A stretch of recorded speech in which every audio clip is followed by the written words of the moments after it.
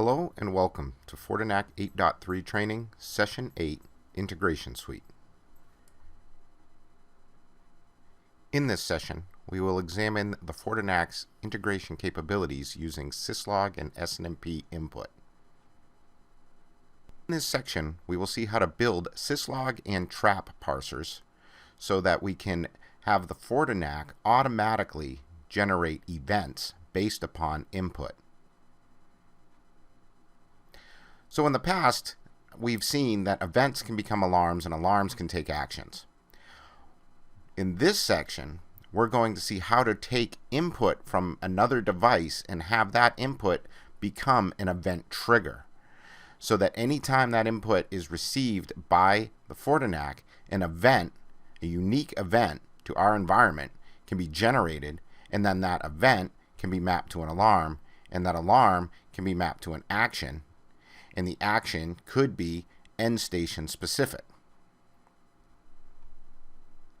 So what we're going to want to do is create our parser so that the incoming syslog or trap gets properly parsed so that we can key upon components of the message and then generate an event, an alarm, and if we want, take an action. This could be a notification type action with email or SMS, or it could be an end station action such as disabling a host or quarantining a host.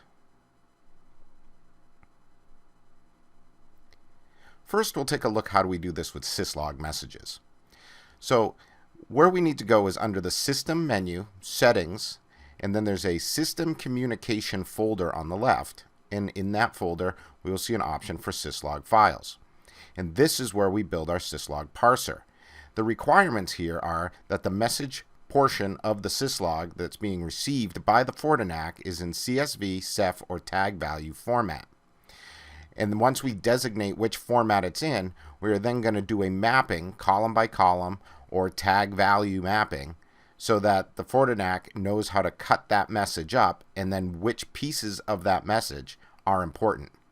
Once we've built this parser, we would then go to our topology view where we will model the device as a pingable that will be sending these messages to the Fortinac. And within that device property, as we model it, we're going to designate which parser to use when the message is received. So here I've gone under System Settings, and I've opened up the System Communication folder on the left, and you'll see a little over halfway down we've got syslog files as one of the options. When I select that, over on the right side of the screen, you will see all of the out-of-the-box integrations that already exist. So if we're going to be integrating with any of those devices, we should be able to just use the pre-existing parser. But if we're going to be integrating with something else, we may need to build our own parser, and we would do this with the Add button. So here's where we create our parser. I've checked the box in the upper left of this window to enable processing. That is so that any syslog message that is received from a device that uses this parser, we will process it. So if we're going to need to enable that. Then name, I called it our security device. Event label, this is going to be the name of the new event that's generated. So I put content violation. So remember, there's over 400 different events that could be generated in the event view of a Fortinac out of the box. Well, we've just added one more called content violation that's probably unique just to our deployment. Now I have to tell the Fortinac what format to expect the message portion. So I've selected CSV. Now remember, there's CSV, CEF, and tag value. So I selected CSV, and when we select CSV, we need to designate a delimiter. So I've selected the vertical bar as the delimiter so that the Fortinac now knows when it receives a syslog message from the device we're going to attach this parser to, it knows how to chop it up. It's going to use the vertical bar as the designation from one column to the next. Now we define which columns have important information. So once it's been chopped up, it now knows, okay, IP column 6. That means the IP address of the offending host is contained in column 6 of the syslog. So this is really important if we want to have the Fortinac leverage its visibility and control capabilities to go out there and perhaps quarantine that device, for example. Then we have a filter column here, column 14, and the Fortinac is going to look at the contents of that and see if it has a match in the next field down called the filter values field. We can have more than one value here, comma separated. I have a single value, so it's going to look, does column 14 contain the word web violation? And if it does, then we have a match. And now that doesn't mean the event's going to be generated yet. There's one more piece of information that's required, and that's the next column down is the severity column.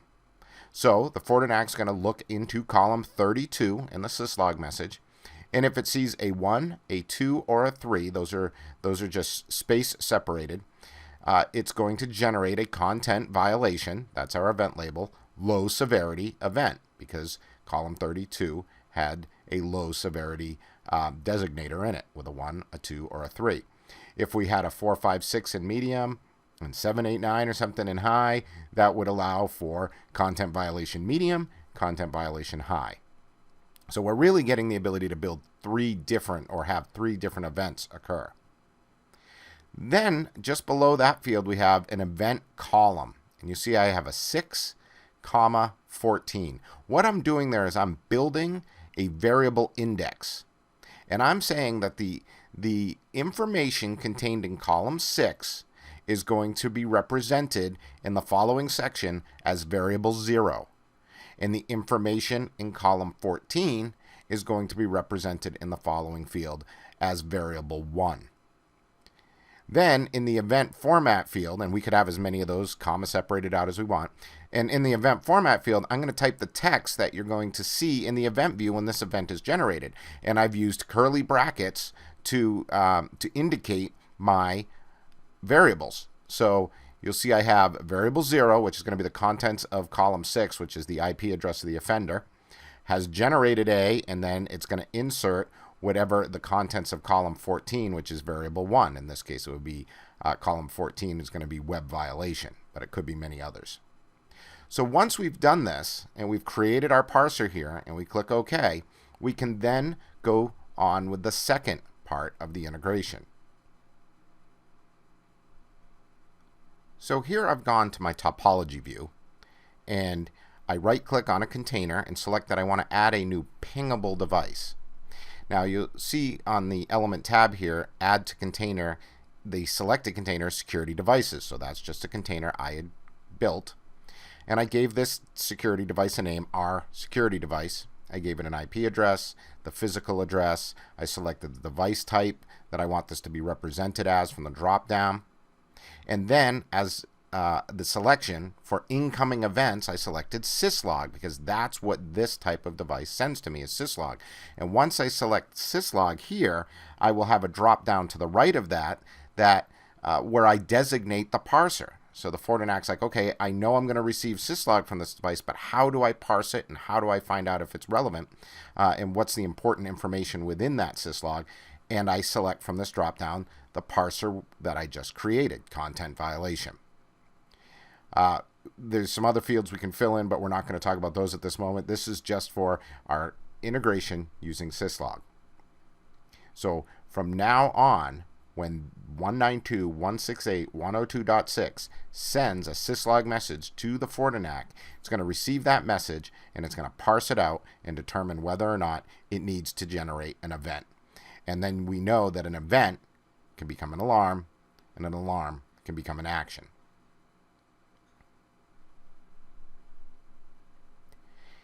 If our device is incapable of sending syslog and instead can only send traps, then we can integrate there as well. And it's in the same location. It's under the system settings and it's under the system communication folder on the left, but I've selected trap MIB files. So from here, you select the add MIB button, and that is going to bring up where we define for the Fortinac when it's going to need to generate its event. So I gave it a name, training trap, label, content violation event. The trap OID just above that's auto-generated by the system based upon the input in these fields. Specific trap type, I've designated 23, because that's what I'm going to be looking for. And then I have my enterprise OID. So the Fortinet will know when the device that we will ultimately need to model in our topology view with the enterprise OID 136.141.1826 sends a trap, and it's specific trap type 23, and the Fortinet is going to generate an event. Now the next three fields, IP address OID, MAC address OID, and user ID OID, we only need one of those three. That is so the Fortinet can leverage its visibility and potentially take an action against an individual host. So what we put in there is the var bind information. So I've looked into this trap, and I know that 136.141.1826.005 is the var bind entry in the trap that contains the IP address of the host that caused this trap to be sent. And that way we can narrow it down to a specific host. Then below that we have an alarm cause, and I've just put possible violation of one content rules. And then we have an event format, and that I just typed in event caused by device, and then I used curly brackets again to designate a variable. The variable, there is no index like with the syslog. We don't build a variable index here.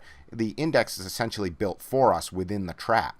So each piece of var bind information in the trap represents a variable. The very first one in the trap is going to be variable 0, and the next one will be variable 1, and the next one will be variable 2. So we're going to insert, where we see curly bracket for curly bracket, we're going to actually insert the contents of the 5th var bind down, because the counting starts at 0. Now once we've done this, we simply model the device in our topology view, and the Fortinet will begin processing traps that come in from that device and generate events, potentially alarms if you wanted to, and actions. And that completes this session.